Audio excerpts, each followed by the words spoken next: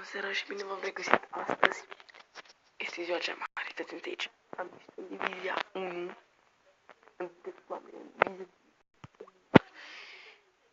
Și acum trebuie să mă bag cu ăștia. Am 3 finale de pământ. De fapt, mai am încă 3 meciuri. Îl am pe Messi, l-am luat Pele, vedeți schedul, v-am mai zis. Și Ronaldo e încă 95. No problem, să începem. Let's go.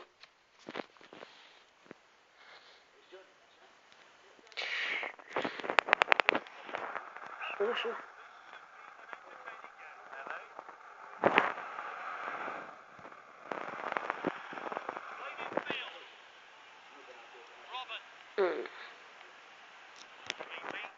Dacă știți cum putem, jucăm așa de agresiv. 6-1, 4-1. Mi-am bătut cu 9-0 și mai bat. Golul că parcă a fost cu autogol. Uai, ce mă mănâncă ce a fost.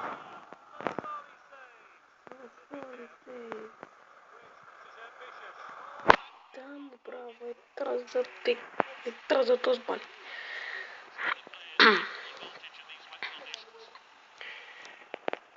Dacă vorbesc așa de ce doarme frații mei, pentru că am să vă arăt cât este ceas. Da, 11, fără 5 minute. A good challenge. That.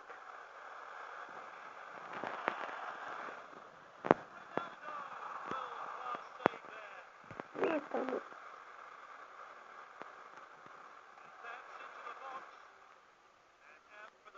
Bravo. E cum ești.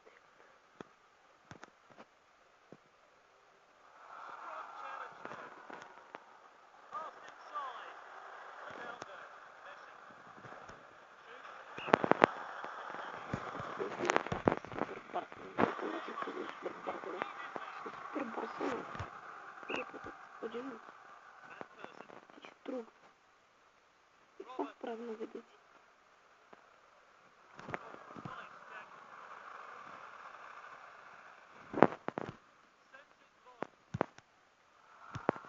Mi-a dus să mă duc la lucrare. Mai ales după ce postez.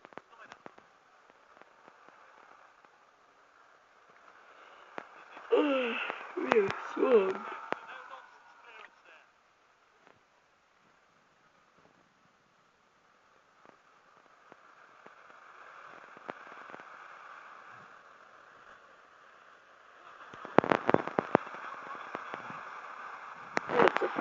Maxim. Uitați-vă ce scrie acolo, Super Barcelona. Și o să fac gol ultra. GG, mă, frate. GG.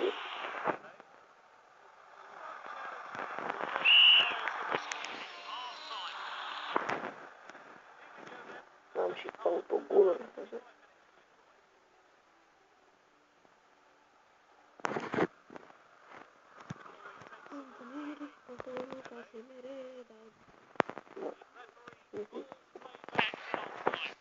Mie că sare Freddy din după ușă și mă mănâncă. Mă mănâncă.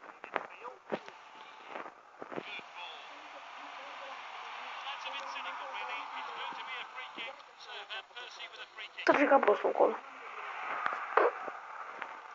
Cât de prost să fii să nu dai gol. Trecem pe poartă și nu dădeam gol. E 2-0 pentru noi, nu bravo.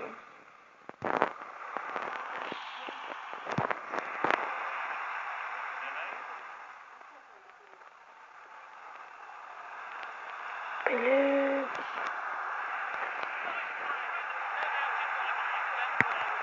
După ce e joc,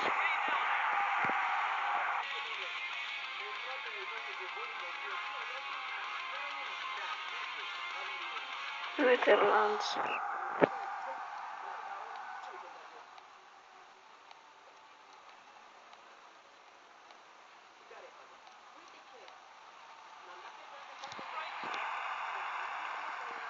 Ok, poate auziți desenele pe fundal. urâtă. Da, sigur le auziți, că eu le aud.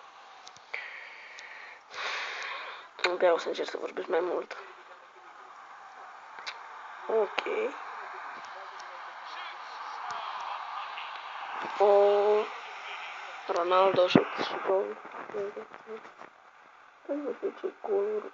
Dar uite că spune de la întâi.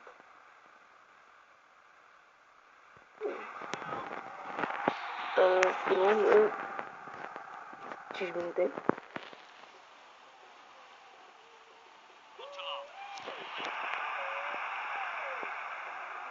Și am stadion care îmi dă 15 bani. Deci imaginați-vă când fac eu 9-0 cu ăștia.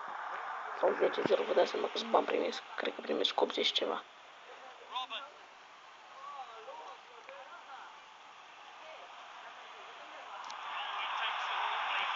Atunci adevărată forță.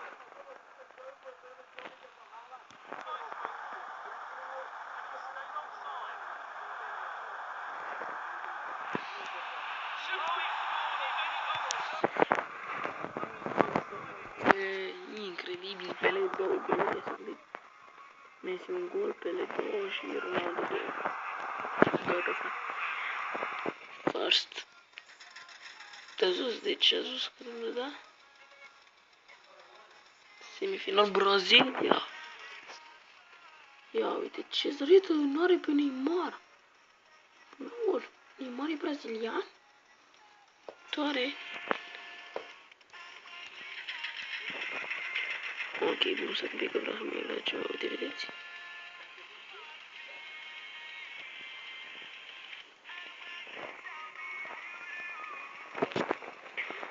Parcă 3-4 goluri am dat. Și oricum, am dat 7 minute, deci mai merge încă ceva. 2 cu FC Porto. Iar să dau tiritan.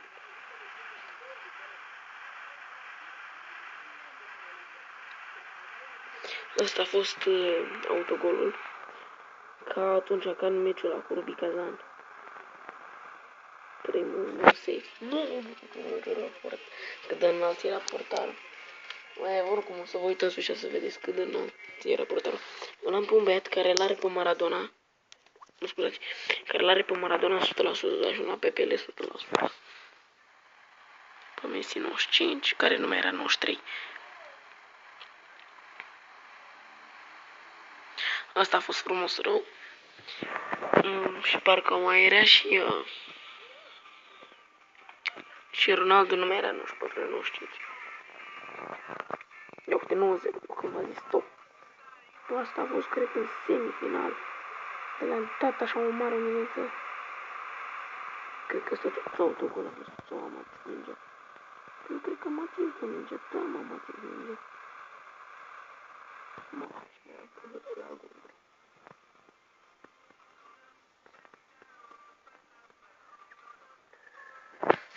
Am un tic nervos, fraților. Trebuie să bat. Trebuie să bat în orice, mă. În orice în care găsesc. Aici cred că e mișto gol. Cred că ăsta e un gol care l-am dat eu, a fost super frumos. Dar nu, banul nu e ăsta, ba da. Din autogol. Și te înțelegi de ce a băgat fraierul piciorul să-mi ia mingea. Ăsta și s-a pus autogol printre el. De fapt, autogol. Pentru... Vară.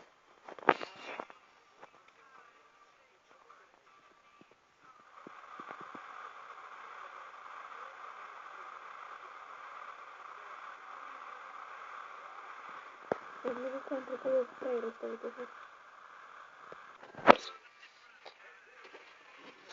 Și ne-am văzut adevărat. Sunt la fotbal. Nu am fost mai de mult la fotbal, dar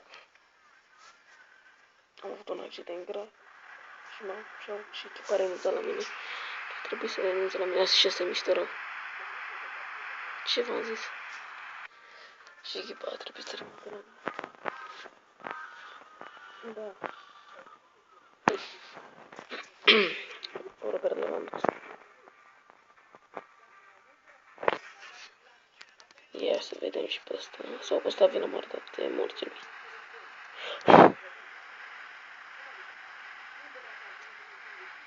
Așa, nu înțeleg. Da, că am trecut printre ăștia așa de fort. Păi și cam atât a fost cu asta. și cu videoclipul de astăzi. V-am lăsat.